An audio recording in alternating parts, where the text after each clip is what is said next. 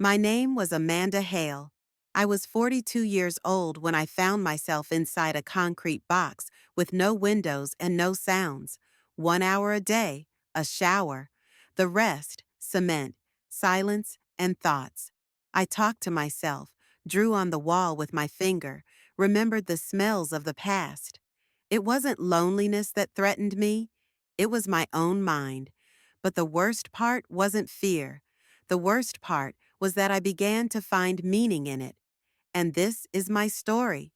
If this story resonated with your soul, click subscribe and let me know in the comments which city or country you're listening from. I'm truly curious to know where you're tuning in from. My name was Amanda Hale.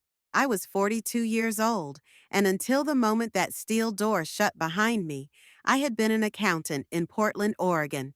Not a particularly remarkable one, but meticulous, punctual, and obsessed with order. My world had always been numbers, ledgers, and quiet Sunday mornings with a black coffee and the rustle of spreadsheets. I thought I understood silence, but I didn't. Not until I was locked inside that cement box, where time evaporated and thought became sound. The cell measured 6.5 by 9 feet. The concrete was raw, unfinished, and cold enough to steal the warmth from your bones. There were no windows, no bars, just a solid door with a metal slot that opened from the outside. That first night, I realized that everything I had ever associated with the word room no longer applied. This wasn't a room, it was a container for someone who was no longer considered a person. Above me, in the center of the ceiling, a single fluorescent light buzzed without rhythm. It didn't flicker like they do in horror films. No, it hummed, a deep, constant tone like the inside of a dying refrigerator. The sound sank into my skull.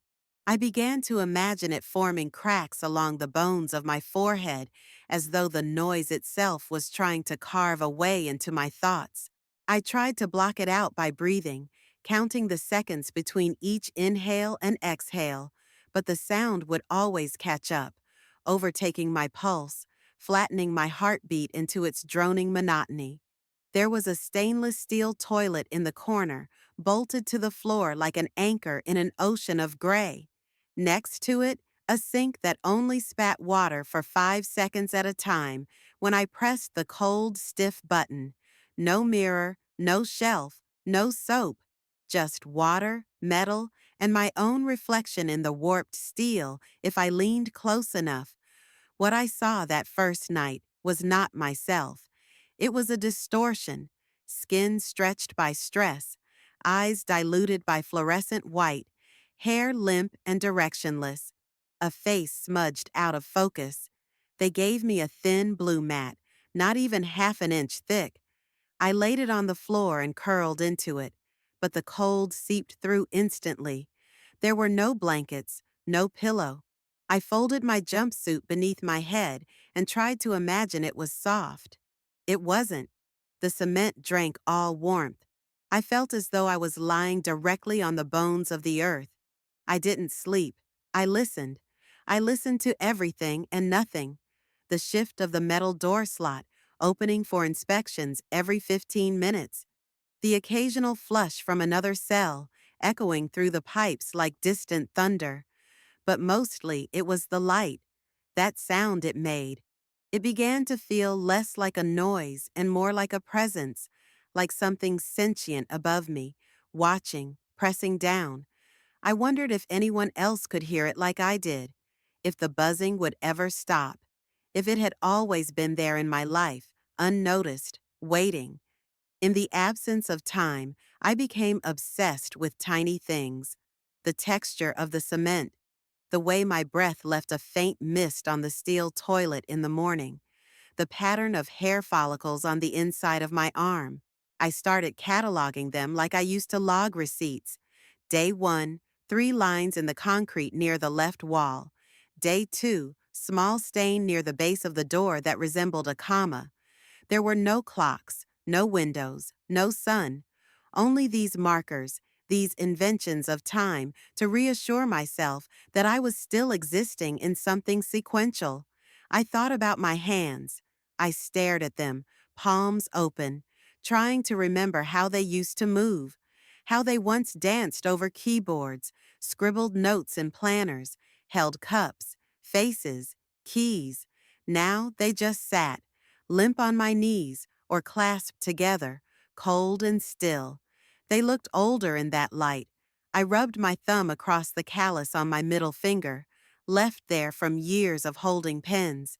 It reminded me that I had written once, that I had told the world what I thought, that I had been listened to. But in here, words had no purpose. There was no one to hear them. My voice, unused, felt fragile, like something I could break if I dared speak too loudly. On that first morning, or what I assumed was morning, I whispered my name just to test it, just to hear something human.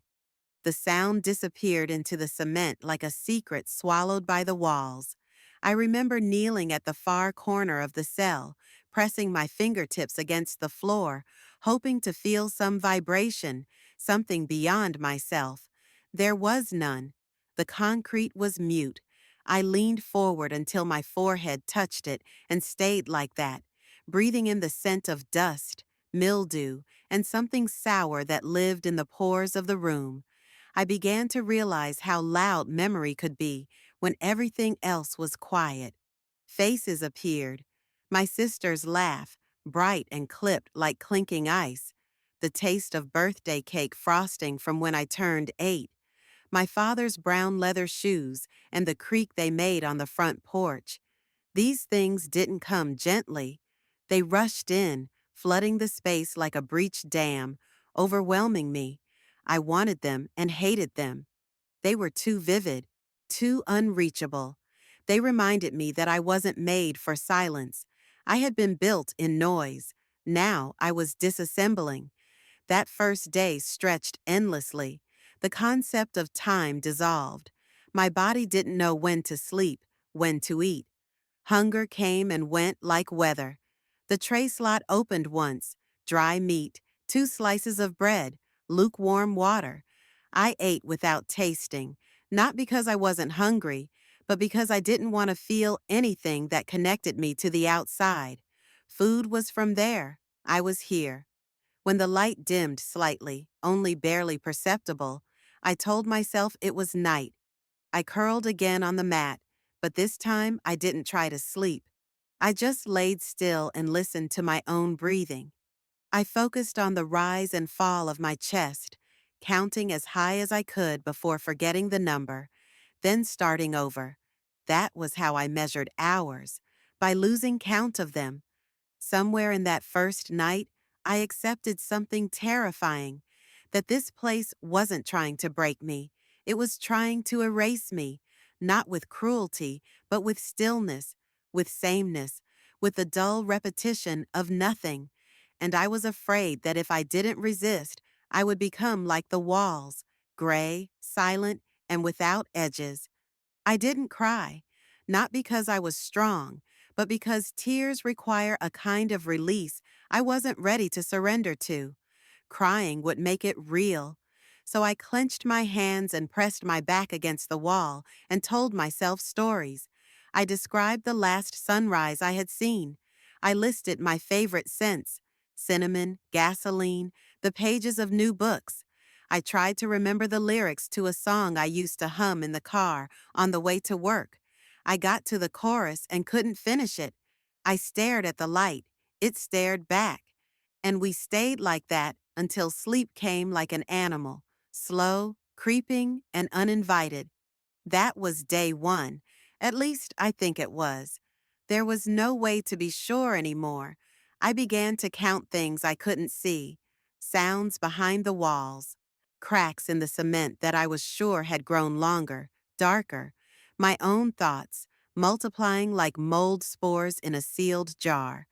The light overhead still buzzed without mercy, though now I noticed its pitch would sometimes dip ever so slightly, like a throat clearing itself of guilt. I wondered if the light was alive. By then, I had lost the ability to tell how many days I'd spent in the cell. My body no longer trusted hunger as a guide. Time came in textures now. The rough grit of cement beneath my fingertips, the occasional slickness of condensation from the sink, the thin layer of oil my skin left on the metal door after I leaned against it too long. I stopped dreaming, or if I did, I couldn't separate dreams from memory. It was during what I assumed to be the third or fourth morning that I first noticed the shadow. It lived just beneath the sink, right where the pipe met the wall. There was no logical way for a shadow to exist there. The overhead light was too flat, too direct. The walls were too uniform in tone. But there it was, an uneven darkness, no larger than a coin at first, more of a smudge than a shape. I thought it was my eyes adjusting poorly, the way they sometimes do when everything is the same color for too long. But the shadow stayed. I lay on my mat and stared at it for hours. My eyes began to ache from the strain, the muscles behind them twitching from the constant focus. But the shadow held. It did not blur or disappear when I blinked. I moved my head to different angles, stood, crouched, even leaned against the opposite wall to observe it from afar. It remained in place, untouched by my movements. That was when I realized it wasn't reacting to the light. It was reacting to me. Every time I looked away, the feeling intensified. A pressure behind my ribs, a knot in my stomach that refused to dissolve. The air seemed thicker near that part of the room, as if the molecules had decided to gather there, pressing in around the shadow like silent conspirators. I spoke no words. I had long since given up trying to use my voice.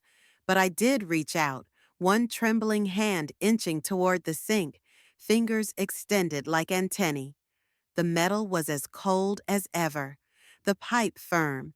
But when my fingertip hovered just above the shadow, the cold deepened. It felt like the air had been sucked from the space between skin and wall, like there was a hole in the world. I pulled back. The next time I looked, the shadow had grown, only slightly, but enough that I could see a tail forming, no longer a circle, but a kind of hooked comma. I laughed without sound, a shadow with grammar. My mind had officially begun its descent, but even that thought didn't frighten me as much as it should have. There was comfort in structure, even if it was madness. I remembered a documentary I'd once watched about prisoners in solitary who saw things, faces in peeling paint, insects crawling up invisible chains, lights that spelled messages. I'd pitied them, thought myself above that kind of mental decay. But the mind is not a fortress, it is a sponge, and in solitude, it soaks up whatever it can find, even hallucinations, especially hallucinations. On the fifth or sixth day, I had lost count entirely by then, I noticed that the shadow no longer stayed still. It flickered, just once. A slight tremor at its edge, like a flag caught in wind I couldn't feel. That night, or what I believed to be night, I did not sleep. I sat against the wall, knees to chest, eyes locked on that dark mark like it was an enemy I had no name for. It began to whisper, not in words, not in voices, but in memory. I remembered the smell of lemon cleaner on my mother's kitchen floor, the click of her heels as she moved across it, carrying a bowl of soup I had refused to eat. I remembered the sting of her hand, the look on her face not of anger, but of disappointment. I remembered the silence that followed, how it had lasted the entire weekend, how even as a child I understood that silence could be punishment, that it could be louder than yelling. The shadow pulsed beneath the sink as if it were breathing with me. Inhale, expand. Exhale, shrink. I tried to close my eyes, but the image of it had burned into the back of my eyelids like a photographic negative. I opened them again, and it was closer. I swore it had moved, just half an inch, toward the edge of the wall. I pressed my back harder into the opposite corner, digging my spine into the concrete to anchor myself to reality. There were no sounds from the corridor that night, no footsteps, no tray slot, just the low hum of electricity and the slow rhythmic beating of my own heart. I began to tap my fingers against the cement floor, just to make a sound, to prove I could. I counted every tap, forcing myself to stay tethered to numbers, to structure, to something familiar. But numbers began to blur. I lost track at 31. Or was it 13? My fingers ached, and my palm was raw. I had scraped skin without knowing it. There were tiny red stains on the floor where I sat. In the morning, the light had not changed, but my body insisted it was morning. I approached the sink. The shadow remained. It had not moved in the night. Or had it? The doubt was corrosive. I crouched low and examined it again. The hook had deepened. It was now shaped like a question mark, and I had no answer. I pressed my forehead to the cool metal of the sink and whispered every name I could remember. Friends, co-workers, a barista I used to see every Friday. I tried to anchor myself to them, to remind myself that I had existed among people once, that I had spoken, touched, smiled, but their names sounded foreign now, like lines from a play I had forgotten I was in. Eventually, I sat back and laughed. No sound, just air expelled through clenched teeth. The shadow had not come to haunt me. I had summoned it. It was not a presence. It was a mirror. It was not trying to escape the wall. It was trying to show me what I had become. And in that stillness, in that impossible darkness beneath the sink, I began to understand the truth of solitary. It does not lock you in. It erases you until you lock yourself out. There came a moment when the dimensions of the cell were no longer abstract to me. I knew them in the bones of my ankles, in the tight pull of my calves, in the ache that bloomed across my lower back like an old bruise. 10 steps long, 3.5 across, measured not with a ruler, but with repetition, ritual, relentlessness. I had become the pendulum of a broken clock, ticking back and forth without progress, circling the same perimeter in my mind and on the concrete floor. I walked to forget I was still. That was the paradox. The more I moved, the less I existed. I erased the edge between myself and the walls, blurred it with every step until I was no longer a woman in a cage, but the cage itself. I imagined myself as dust, as echo, as the faintest outline of breath on a mirror. My feet remembered the rhythm before my mind did. Heel, ball, toe, turn, heel, ball, toe, again. I did not walk for exercise. I walked to remain. Because in those 23 hours of isolation, there was no hour more sacred than the one when they allowed me to move. The hour began without ceremony. A click, a metal slide, a brief command I no longer heard as language, but only as permission. I stepped out into a space just barely wider than my cell, surrounded on all sides by blank gray walls so high they swallowed the sky. Above, a mesh ceiling let in filtered daylight, but it offered no warmth. The sun was only a rumor. Some days I saw another woman walking in the space parallel to mine. Our cages were adjacent but divided, side by side like tombstones with breath. We never looked at each other directly. Eye contact felt like cheating, like a rebellion too bold for our circumstances. But I felt her there. The faint tremble of the metal underfoot when she pivoted, the quiet scrape of her shoes mirroring mine. We were dancers without music, each alone in our rotation, bound by invisible choreography. I tried to find patterns in her pace. Sometimes she started fast, then slowed. Other days, she paused abruptly, mid-step, as if a memory had gripped her ankle and wouldn't let go. I began to wonder if she was real. Perhaps she was a fragment of my earlier self, the one who still believed in clocks and conversations.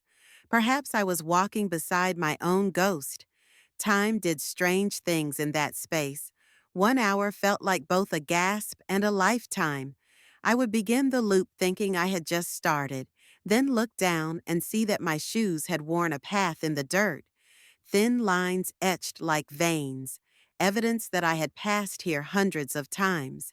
There were days I thought I could hear my past steps whispering up from the ground, repeating back the things I had tried to forget. I remembered the hallways of my old office, carpeted, wide, filled with fluorescent lights that hummed without apology. I used to pace there too, back when pacing meant deadlines and nervous anticipation. But those steps had purpose. These were different. These were ceremonial. I was performing a funeral for my former self, one lap at a time. I tried counting the loops, but my mind rebelled. After 27 or 64, who could say? I would lose the thread and start again. The number didn't matter. What mattered was the movement, the act of defiance in not sitting still. Every turn was a small assertion. I am still here. My body still obeys. My legs still know forward, even if there is no destination. Eventually, the thoughts came less often. I began to walk without thinking, existing only in the cadence of limbs and breath. Inhale, step, exhale, turn. The mind softened. The sharp edges dulled.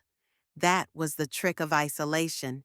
It wore down thought like water over stone, until all that remained was instinct.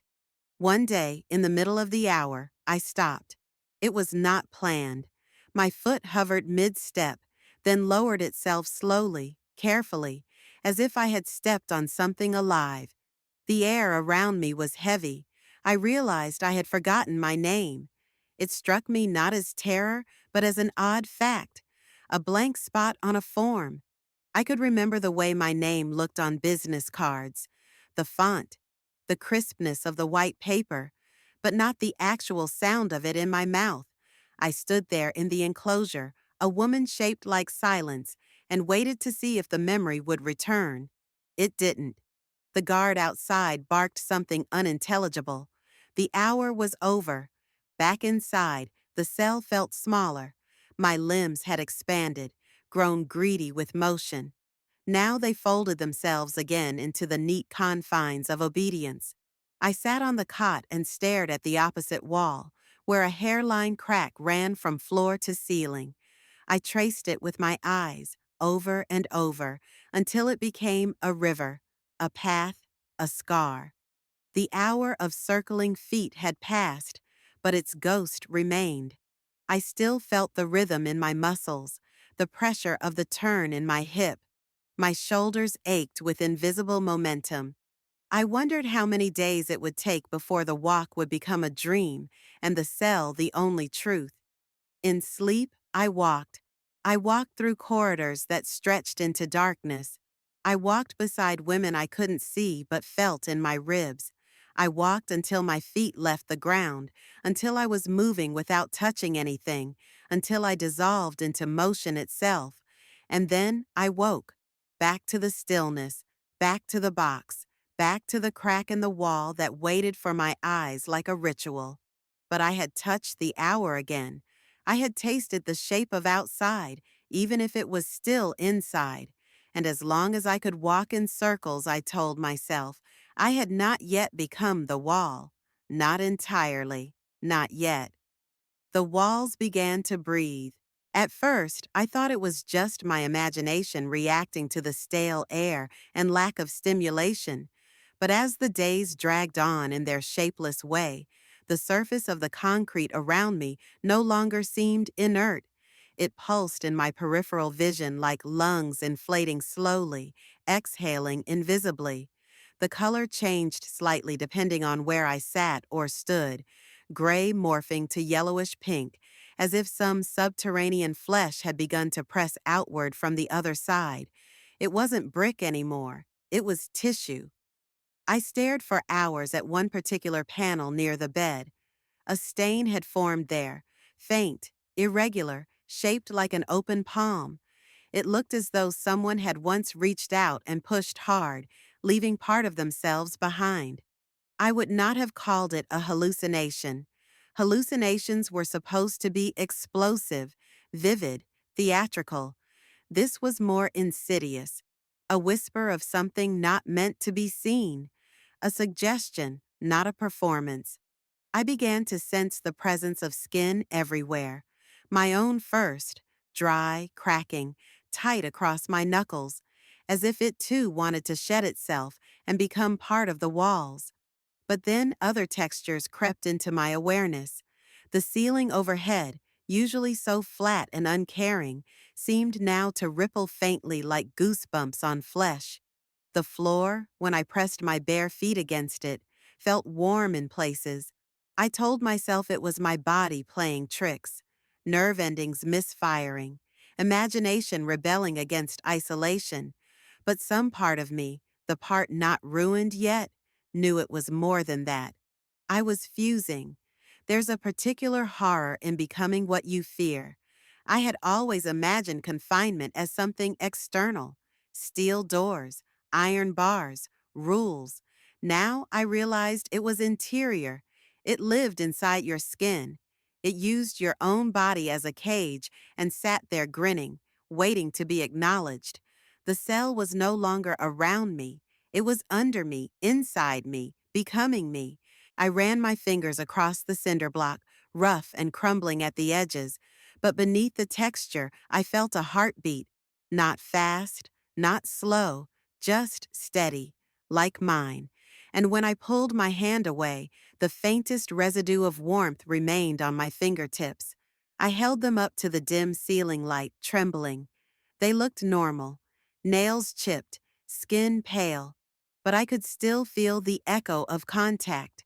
It made me nauseous. It made me strangely calm. The wall was listening. I began to whisper things to it, not because I believed it could hear me, but because I needed to remember how sound worked. My voice had become foreign to me, not the tone or the pitch, but the very idea of it. There had been days, maybe weeks, where I hadn't spoken a single word. I had memorized every scratch in the concrete, every bolt in the door, every crack in the metal sink. But I had forgotten the shape of language, so I told the wall things I couldn't tell myself. I recited memories: my mother's perfume, the sound of tires on wet asphalt, the dull ache behind my eyes when I used to stay up all night writing financial reports I knew no one would read. I spoke of old dresses I once owned, of the way velvet felt against my thighs, of the shimmer of heels under fluorescent lights in downtown elevators.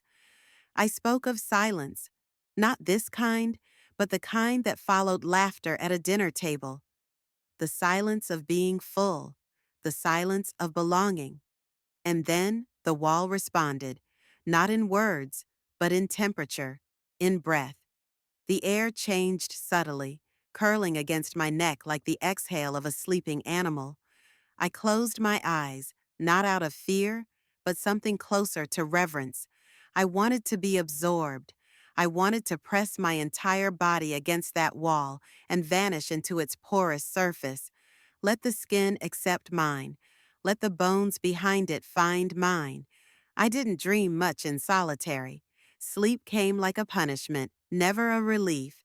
But during one night, if night is the right word in a place without sun or stars, I drifted into a feverish half-consciousness. In that state, I dreamt I was walking barefoot down a hallway made entirely of skin. The floor beneath me was soft and living. Veins pulsed in the walls. Eyelashes grew from the corners. The ceiling sagged slightly, as though breathing above me. I was not afraid. I felt known. In the center of the hallway, a door grew from the flesh. It had no handle, only a mouth.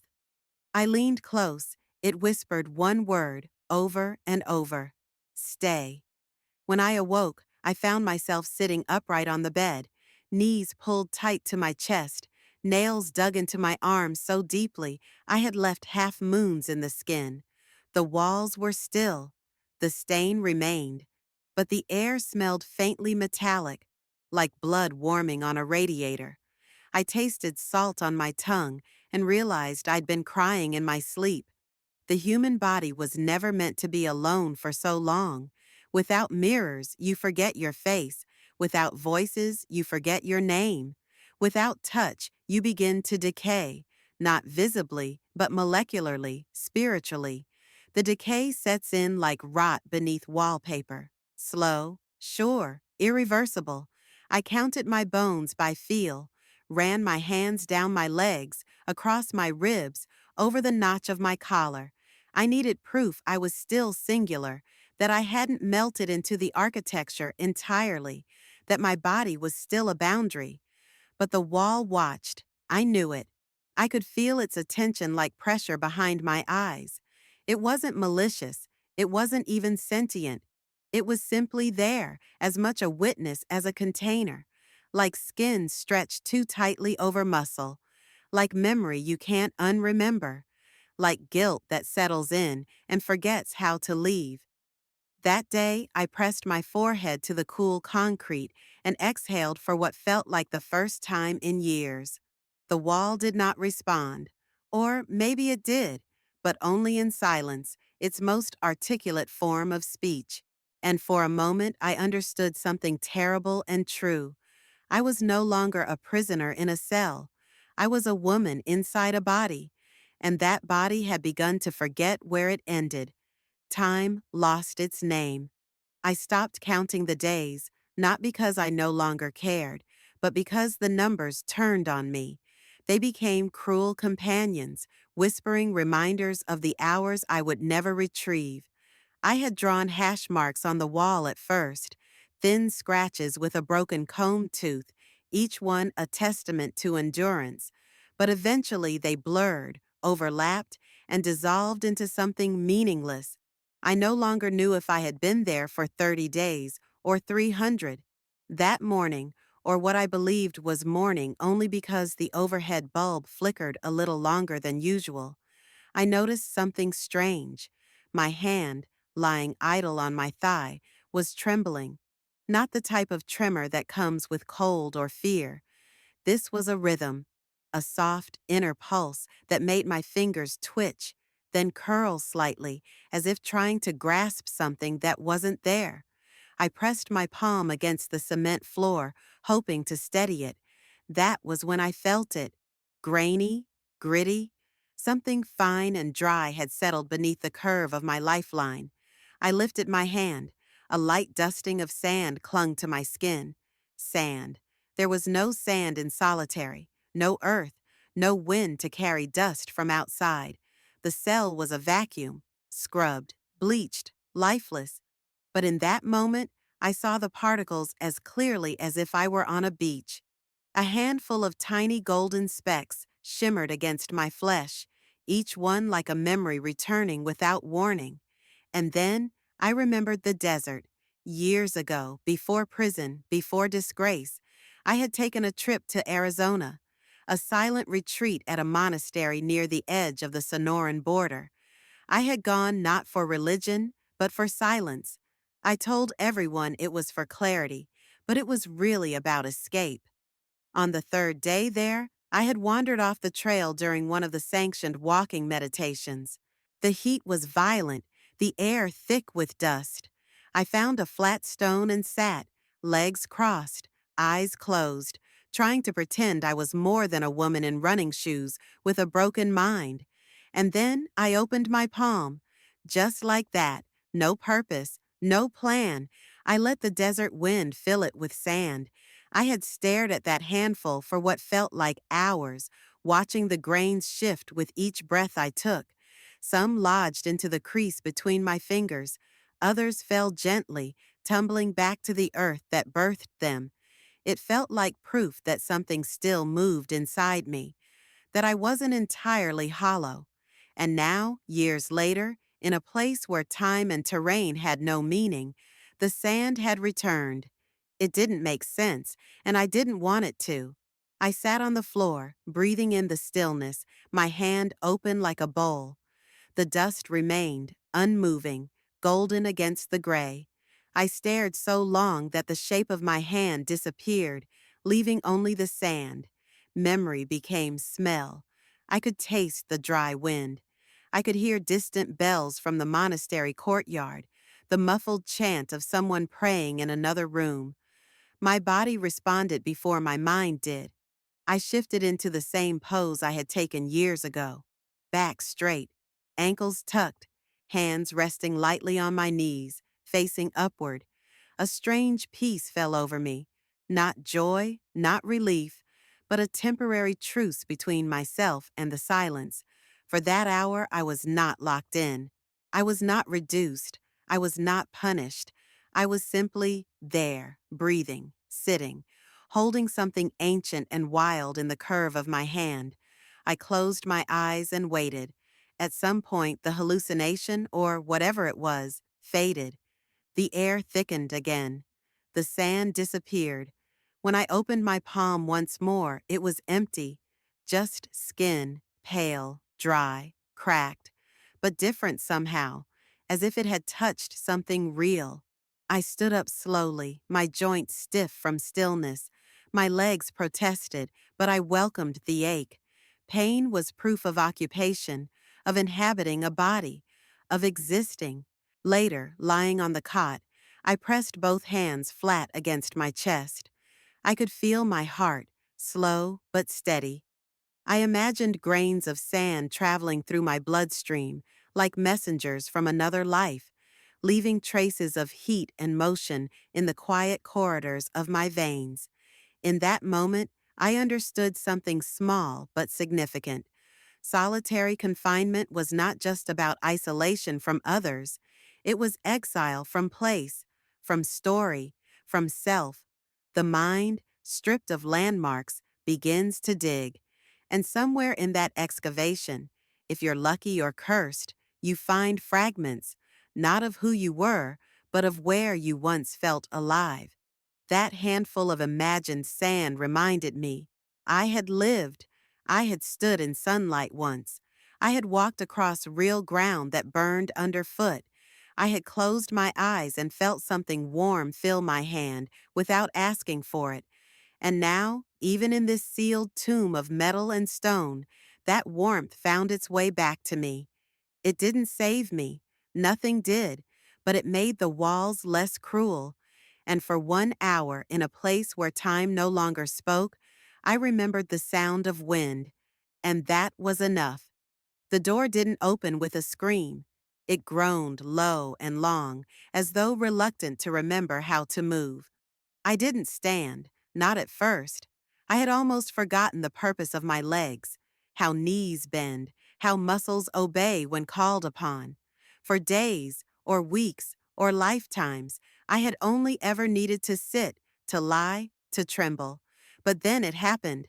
That sound, that mechanical exhale of a lock retracting, a creak, a pause, and the scent of something not mine entered the cell. Soap, dust, leather. A hand gestured. A body stood waiting. I looked at the boots more than the face. Shiny, polished, almost ceremonial.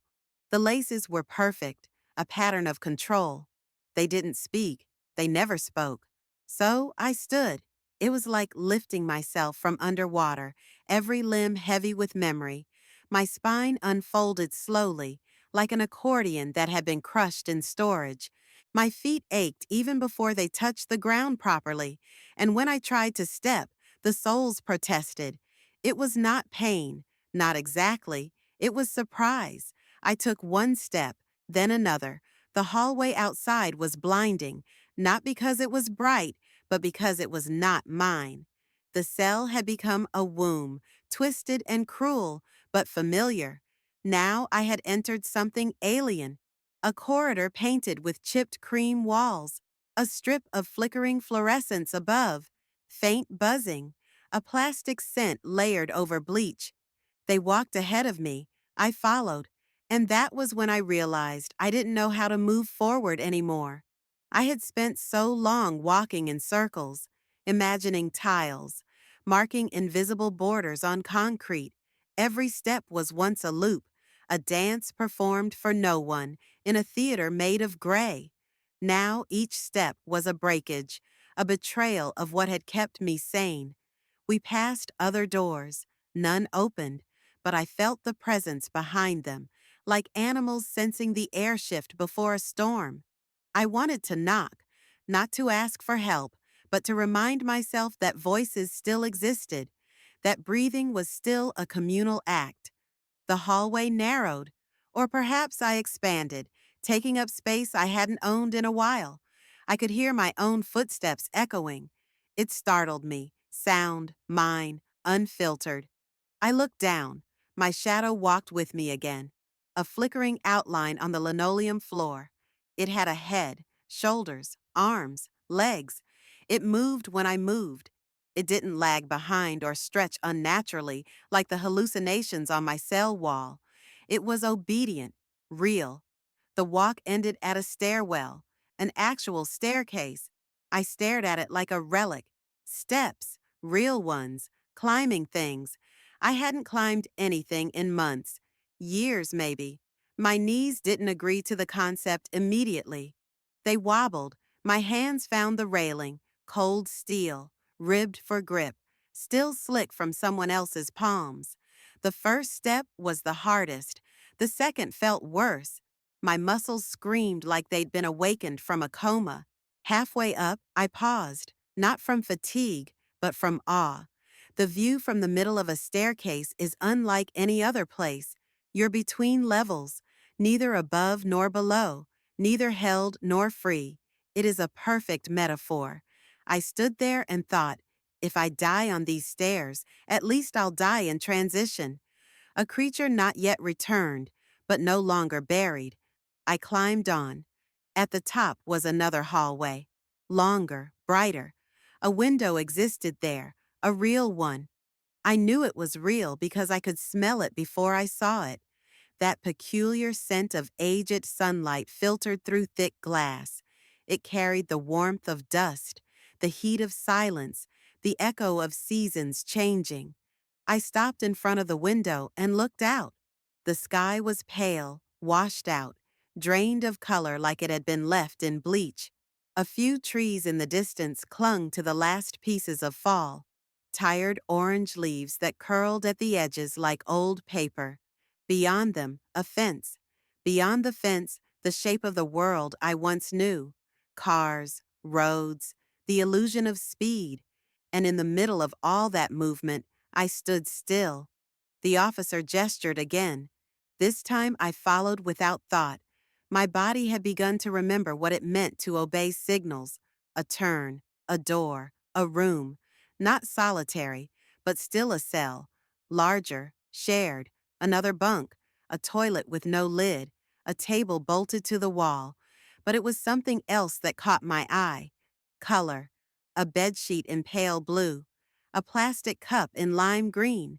A book with a red cover lying upside down. I touched the sheet. It felt like touching someone else's life. Later, when the other woman arrived, silent, eyes lowered, breath short, I nodded. She didn't nod back. That was fine. I wasn't ready for conversation. I wasn't ready for voice. I sat on the lower bunk, legs dangling, feet finally finding ground. I looked at my hands. They had changed. Thinner, paler, veins like rivers without water. But they were mine, and they trembled not from fear, but from the shock of return. I thought about the last step I had taken in that stairwell, how each rise had felt like reclaiming inches of myself. The muscles, the memory, the motion, the motion. In the quiet of that shared cell, I whispered the number 6. 6 steps, 6 hours, 6 days, 6 years. It didn't matter.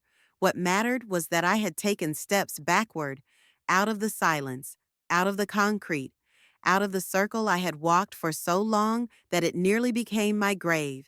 And now I stood again, uneven, unfinished, uncertain, but standing nonetheless. That was how it began, not with redemption, but with one foot, then the other, remembering how to leave a room without leaving myself behind.